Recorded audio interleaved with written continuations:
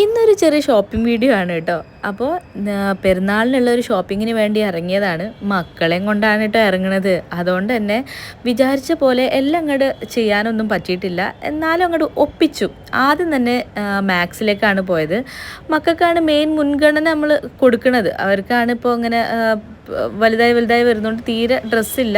പെരുന്നാൾ എന്നുള്ളതിനേക്കാൾ ഉപരി ഒട്ടും ഡ്രസ്സില്ലാത്തതാണ് ഇങ്ങനെ ഷോപ്പ് ചെയ്യാൻ കാരണം കേട്ടോ.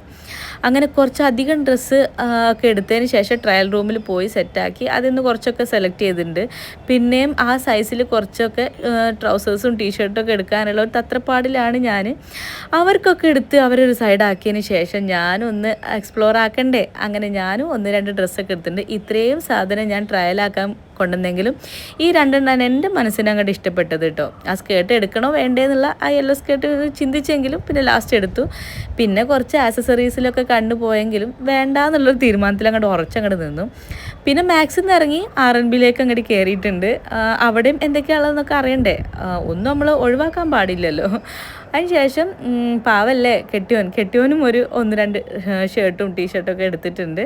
അതൊക്കെ എടുത്തതിന് ശേഷം ഞാനിതാ മക്കൾ ഇത്രയും സഹകരിച്ചതിന് അവർക്കൊരു നന്ദി പറയണ്ടേ. അത് ഐസ്ക്രീം വാങ്ങിച്ചു കൊടുത്താൽ നന്ദി പ്രകടനം കൂടി കഴിഞ്ഞതിന് ശേഷം നേരെ അങ്ങ് വീട്ടിലേക്ക് പോയിട്ടോ.